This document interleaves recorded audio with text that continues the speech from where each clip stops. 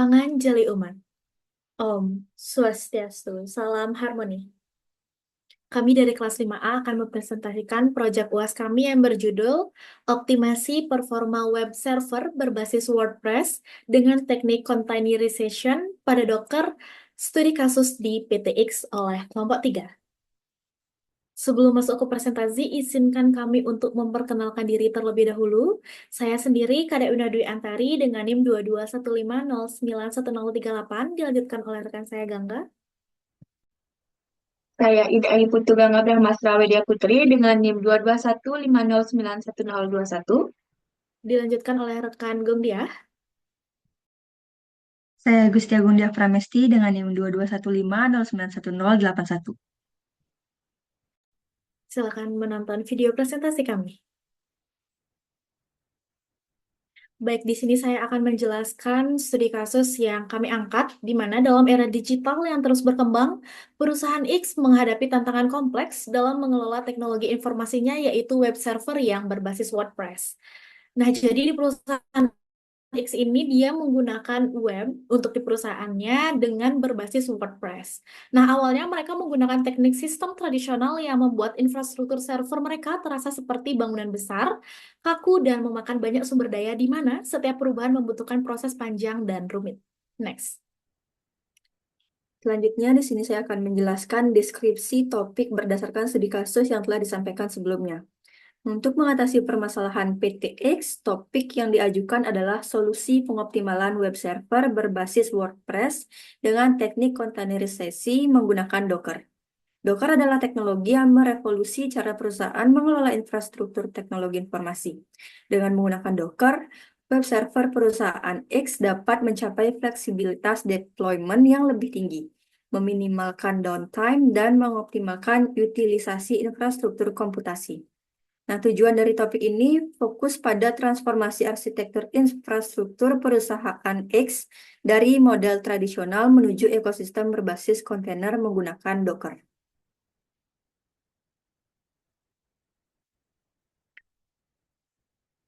Di sini kita akan masuk ke bagian metodologi, di mana pada bagian ini saya akan menjelaskan metode, alat, dan juga tekniknya. Baik, yang pertama adalah metode, di mana metode penelitian yang kami gunakan adalah action research yang terdiri dari 5 tahapan, yaitu diagnosing, planning, action taking, evaluation, dan learning. Di mana setiap tahapan ini memiliki tujuan dan juga langkah-langkah yang spesifik yang akan membantu perusahaan X dalam menerapkan solusi containerization secara efektif. Yang pertama di sini ada tahap diagnosis, di mana tahap diagnosis ini merupakan langkah awal di mana pada tahapan ini peneliti akan mengidentifikasi dan juga menganalisis permasalahan dan juga tantangan yang dihadapi oleh perusahaan. Nah, setelah masalah teridentifikasi, tahapan selanjutnya adalah planning, di mana kita merancang atau merencanakan implementasi containerization menggunakan Docker. Nah, rencana ini mencakup pengembangan arsitektur sistem baru dengan menentukan komponen yang perlu dimasukkan ke dalam kontainer dan cara menghubungkannya. Selanjutnya, pada tahap action taking akan dilakukan pelaksanaan atau tindakan yang telah disusun, yang telah dirancang atau direncanakan dan telah disusun untuk diimplementasikan, di mana proses ini dimulai dengan instalasi Docker pada server perusahaan dan melakukan konfigurasi di lingkungan kontainer sesuai dengan arsitektur yang telah direncanakan. Kemudian setelah implementasi selesai, peneliti akan melaksanakan evaluasi yang bertujuan untuk menilai keberhasilan penerapan containerization. Selanjutnya, yang terakhir adalah tahapan learning, di mana pada tahapan ini merupakan bagian akhir dari siklus yang telah dilalui, di mana penelitian dapat dikatakan berakhir setelah dilakukan review dari hasil setiap tahapan. Tahapan learning ini merupakan proses mendokumentasikan seluruh penelitian dan juga penarikan kesimpulan dari hasil implementasi containerization.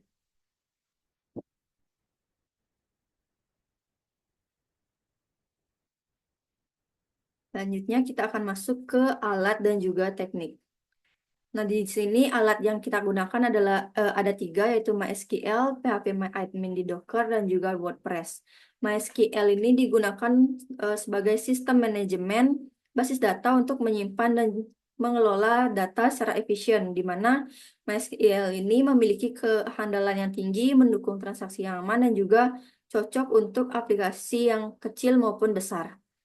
phpMyAdmin di Docker ini menyediakan antarmuka web yang memudahkan pengelolaan database. Dengan Docker, instalasi akan menjadi lebih sederhana dan juga database dapat diakses dari mana saja dengan aman. Yang terakhir adalah WordPress, di mana WordPress ini digunakan untuk membuat dan juga mengelola situs web. Dengan Docker, WordPress juga dapat diatur dengan mudah.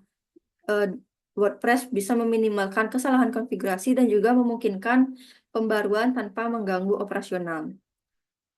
Di sini teknik yang digunakan adalah teknik containerization, di mana teknologi containerization ini adalah teknologi yang membungkus aplikasi, dependensi, dan juga pengaturannya ke dalam kontainer, di mana ini memungkinkan aplikasi dijalankan di berbagai lingkungan tanpa adanya masalah kompatibilitas. Containerization ini membuat setiap bagian sistem menjadi lebih fleksibel karena bisa dipindahkan, direplikasi, atau diubah tanpa mengganggu bagian lainnya. Nah, teknik ini juga memastikan lingkungan pengembangan dan juga produksi seragam sehingga bisa mengurangi resiko kesalahan. Dengan menggunakan Docker, proses instalasi dan juga pembaruan akan menjadi lebih cepat dan efisien. Sekian dari saya, akan dilanjutkan oleh rekan saya. Terima kasih. Baik, di sini saya akan melanjutkan menjelaskan perancangan langkah penyelesaian proyek. Yang pertama yaitu perencanaan dan desain jaringan. Adapun beberapa hal yang kami lakukan, yang pertama yaitu merancang topologi jaringan dengan menggunakan Cisco Packet Tracer. Kemudian yang kedua, pemilihan perangkat keras dan perangkat lunak sesuai dengan kebutuhan perusahaan. Yang ketiga, analisis kebutuhan bandwidth, redundansi, dan skala jaringan yang dirancang. Selanjutnya yang nomor 2, penginstalan dan pembuatan volume Docker. Adapun beberapa cara yang kami lakukan. Yang pertama, melakukan instalasi Docker pada server atau komputer lokal. Yang kedua, memastikan Docker terinstal dengan baik dan berjalan normal. Yang ketiga, melakukan instalasi Docker Compose untuk mengelola beberapa kontainer secara bersamaan. Dan yang nomor 4, membuat volume Docker untuk database. Yang ketiga yaitu penginstalan dan pembuatan kontainer untuk MySQL dan phpMyAdmin. Adapun beberapa cara yang kami lakukan, yang pertama membuat kontainer untuk MySQL sebagai database yang digunakan oleh WordPress, mengatur konfigurasi database seperti membuat root password, nama database, dan user untuk WordPress. Yang kedua, membuat kontainer untuk phpMyAdmin agar database dapat dikelola melalui antarmuka berbasis web. Yang nomor 3, menghubungkan kontainer phpMyAdmin dengan kontainer MySQL untuk memudahkan pengelolaan database. Selanjutnya yang keempat, membuat database dan user untuk WordPress. Adapun beberapa hal yang kami lakukan. Yang pertama, mengakses phpMyAdmin melalui browser menggunakan IP server dan port yang telah ditentukan.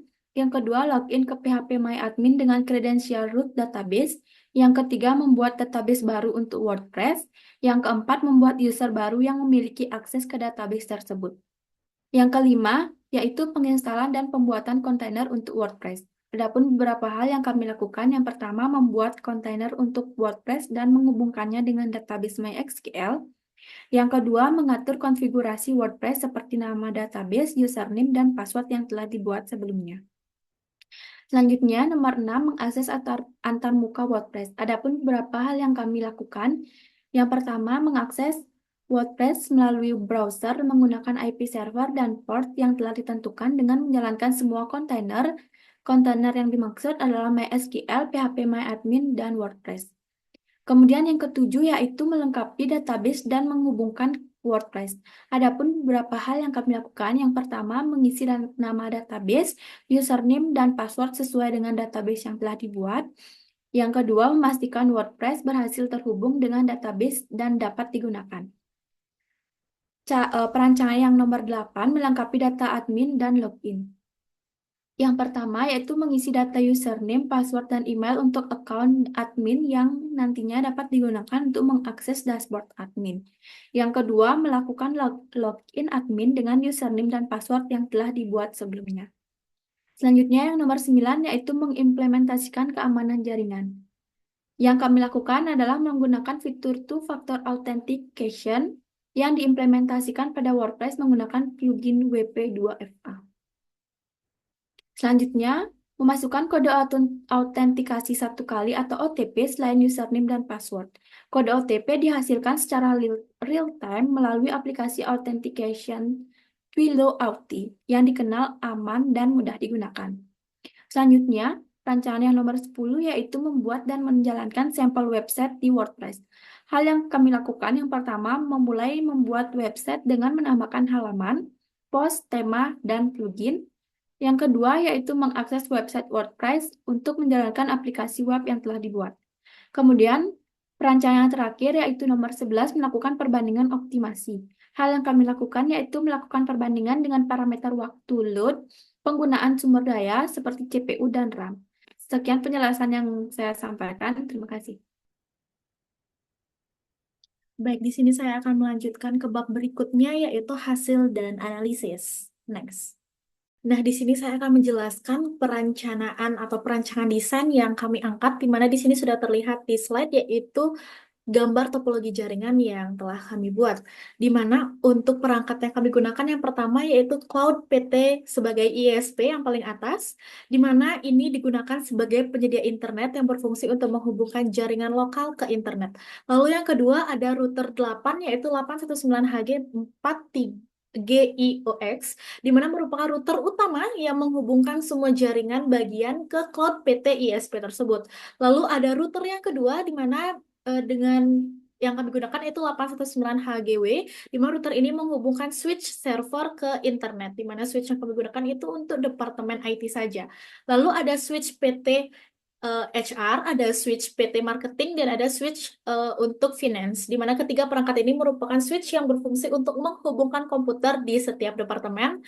Lalu kami juga menggunakan switch IP yaitu 2962, switch yang menghubungkan komputer di departemen IT ke jaringan atau server. Lalu di yang terakhir kami juga menggunakan server PT server atau server yang kedua, di mana dua server ini menyediakan layanan untuk jaringan. Lalu di bawahnya ada beberapa PC yang kami gunakan, di mana ini adalah komputer yang terhubung ke jaringan yang ada di setiap departemennya. Nah, untuk skema topologi jaringan ini sendiri menggunakan topologi dengan model hierarkis, di mana router 8 dan router 2 berperan sebagai core router, menghubungkan berbagai subnet ke internet. Lalu ada switch HR, switch marketing, finance merupakan switch akses yang menghubungkan komputer-komputer di departemen masing-masing.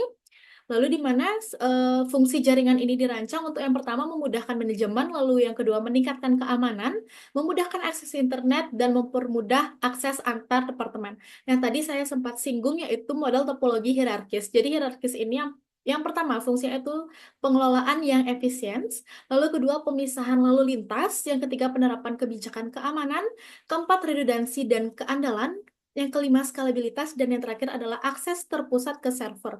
Mengapa saya bisa menggunakan topologi hierarkis ini dan mengapa saya bisa mengatakan bahwa ini terpusat ke server, karena kita berfokus di server, di mana dengan server yang terhubung ke router 2 paling pojok kanan atas, yaitu maka hanya departemen IT yang bisa mengakses ke server pusat tersebut untuk mengelola web server WordPress yang sudah saya sebutkan di awal di perusahaan X.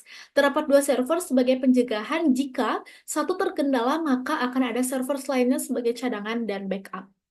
Nah, di sini saya akan juga menjelaskan bandwidth yang kami gunakan, di mana bandwidth ini, jaringan ini digunakan untuk akses eksternal oleh pengguna publik, di mana alokasi bandwidth dapat ditingkatkan menjadi 50 Mbps untuk memastikan skalabilitas layanannya. Lalu redundansi yang kami gunakan, di mana penggunaan VLAN pada switch memungkinkan pemisahan lalu lintas antar departemen sehingga mengurangi risiko gangguan departemen terhadap yang lain. Nah, untuk melindungi data, Docker Volume digunakan sebagai solusi penyimpangan persisten, memastikan bahwa data tetap aman meskipun terjadi kegagalan kontainer. Lalu, dan yang terakhir adalah skala jaringan. Jadi topologi ini dirancang saat ini mendukung 12 perangkat PC yang terdiri juga ada server utama dan ada server backup.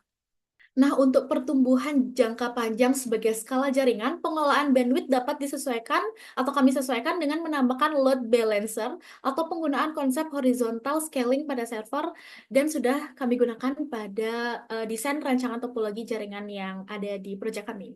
Sekian penjelasan dari saya. Terima kasih. Baik, di sini saya akan menjelaskan pengujian penerapan kontainer Docker dengan menggunakan HTOP. Gambar yang di sebelah kiri merupakan sebelum penerapan dan di sebelah kanan merupakan sesudah penerapan. Pada saat sebelum penerapan, CPU digunakan sebesar 2,8%. Ini menunjukkan bahwa sistem sedang tidak terlalu sibuk dan hanya memanfaatkan sedikit sumber daya prosesor. Kemudian memori yang digunakan sebesar 1,02 GB dari total memori fisik yang tersedia yaitu 1,68 GB. Selanjutnya tidak ada penggunaan swap. Kemudian terdapat 111 tugas atau tasks aktif di sistem yang terdiri dari 313 thread dan 1 running. Selanjutnya, untuk angka load average ditampilkan sebagai 0,00, 0,50, dan 0,57. Load average ini mengindikasikan beban kerja rata-rata sistem dalam 1 menit, yaitu 5 menit dan 15 menit terakhir. Sistem telah berjalan selama 14 menit dan 10 detik sejak terakhir kali dihidupkan atau di restart. Kemudian sesudah penerapan, penggunaan CPU sebesar 1,7% yang menunjukkan aktivitas prosesor sangat rendah. Lalu memori yang digunakan adalah 988 MB dari total 1,92 GB. Swap yang digunakan sebesar 98 MB dari total 2,62 GB mengindikasikan ada sedikit aktivitas swapping. Selanjutnya ada 138 task sedang aktif dengan 485 threads, hanya 1 task yang berjalan aktif atau running. Beban rata-rata sistem adalah 0,28, 0,96, dan 0,88 untuk 1 menit, 5 menit, dan 15 menit terakhir. Kemudian, sistem telah berjalan selama 44 menit 33 detik. Ini memberikan konteks bahwa selama uptime ini, sistem memulai menjalankan kontainer Docker sehingga beban dan penggunaan memori meningkat. Sekian yang dapat saya jelaskan. Terima kasih. Baik, di sini saya akan menjelaskan hasil dari pengujian sebelum dan juga sesudah penerapan kontainer Docker menggunakan Grafana. Nah, di sebelum menerapkan Docker, pertama kita melihat dari segi kecepatan responnya, di mana metode tanpa Docker mencatat rata-rata waktu respon sebesar 4,654 milidetik yang jauh lebih rendah dibandingkan dengan Docker. Namun perlu dicatat juga bahwa terdapat variasi waktu yang cukup besar, yaitu dengan minimum 2,041 milidetik dan maksimum 9,564 milidetik. Nah, ini menunjukkan kurangnya stabilitas dalam performa. Selanjutnya, dari segi ketergantungan pada host system, pengujian tanpa Docker memanfaatkan sumber daya langsung dari sistem host. Nah, hal ini membuat kecepatan respons menjadi lebih cepat. Namun, sisi negatifnya adalah pengujian ini sangat rentan terhadap perubahan lingkungan atau konflik software yang ada di host. Yang terakhir, ketidakpastian hasil, di mana variasi besar dalam durasi iterasi dan juga waktu respon menunjukkan adanya ketergantungan pada faktor eksternal yang sulit untuk kita kontrol. Di mana ini berarti hasil pengujiannya akan cenderung kurang konsisten dan juga sulit diprediksi. Kemudian bagaimana pengujian setelah menerapkan Dockernya? Sini pertama kita lihat juga dari stabilitas dan juga konsistensi hasilnya. Mana rata-rata waktu untuk menangani permintaannya adalah 26,614 milidetik dengan rentan yang sangat sempit, mulai dari minimum 25,876 hingga maksimum 27,682 milidetik. Di mana ini menunjukkan bahwa penggunaan lingkungan kontainer seperti Docker ini memberikan stabilitas yang cukup tinggi, di mana hal ini sangat penting untuk kebutuhan sistem produksi yang memerlukan performa yang dapat diprediksi. Selanjutnya pada iteration duration. Rata-rata durasinya adalah 27,625 milidetik dengan variasi yang juga kecil, di mana hal ini menunjukkan konsistensi dalam proses iterasi sehingga meminimalkan risiko error atau bottleneck akibat perbedaan lingkungan yang ada. Selanjutnya di sini isolasi lingkungan. Dengan Docker, aplikasi dapat berjalan secara terisolasi dan juga terisolasi dari host system sehingga tidak ada pengaruh dari konfigurasi eksternal atau software lain yang berjalan di host. Nah, ini memastikan hasil pengujian ini menjadi lebih bersih dan juga bebas dari faktor eksternal. Untuk reliabilitas transfer datanya, waktu rata-rata menerima data adalah 2,586 milidetik, di mana meskipun sedikit lebih tinggi dibandingkan tanpa Docker, namun stabilitas transfer data ini sangat membantu menjaga reliabilitas performa jaringan di lingkungan containerized. Yang terakhir adalah skalabilitas yang terukur. Dengan Docker, aplikasi dapat diuji dengan mudah dalam berbagai skenario beban, menggunakan konfigurasi yang identik di berbagai sistem, sehingga mempermudah pengujian dalam skala dengan jumlah yang besar. Sekian dari saya, selanjutnya akan dijelaskan oleh rekan saya. Terima kasih. Nah, jadi di sini sudah terlihat bagaimana perbandingan hasil pengujian performa sebelum dan sesudah penerapan Docker Containerization dengan data yang sudah ditampilkan pada slide. Lalu, alasan mengapa Docker lebih unggul dalam pengujian performa secara keseluruhan? Yang pertama, konsistensi. Jadi dengan Docker, hasil pengujian dapat diulang di berbagai mesin tanpa perubahan berarti karena lingkungan terisolasi. Yang kedua, portabilitas. Jadi Docker memungkinkan pengujian dilakukan di berbagai platform tanpa harus khawatir tentang konfigurasi sistem yang berbeda. Yang ketiga, isolasi dari host. Jadi aplikasi berjalan di lingkungan kontainer sehingga tidak terganggu oleh kondisi host seperti proses lain, konflik software, atau pembaruan sistem. Yang keempat, stabilitas jaringan. Jadi penggunaan Docker meminimalkan variabilitas jaringan karena semua komponen berjalan di dalam kontainer yang sudah terkontrol. Dan yang kelima adalah scalability dan DevOps compatibility. Jadi Docker mempermudah pengujian aplikasi dalam skala besar dan otomatisasi di pipeline CI atau CD. Nah, jadi dari keunggulan Docker ini sudah memecahkan masalah yang telah kami sebutkan pada studi kasus yang ada di slide pertama. Untuk itu kita akan langsung masuk ke bagaimana penerapan keamanan jaringan pada website ini. Terima kasih. Jadi di sini adalah halaman untuk admin login di website WordPress pada perusahaan. Jadi ini adalah tampilan yang pertama atau autentikasi satu faktor yang menggunakan username dan password saja. Jadi di sini saya akan langsung demonstrasikan.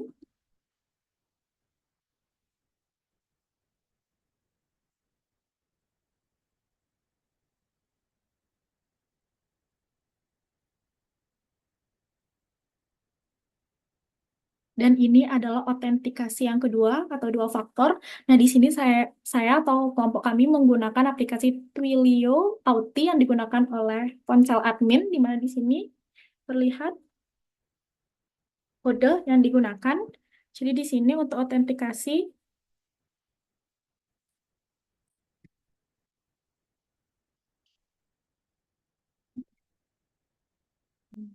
nah ini adalah tampilan WordPress untuk admin.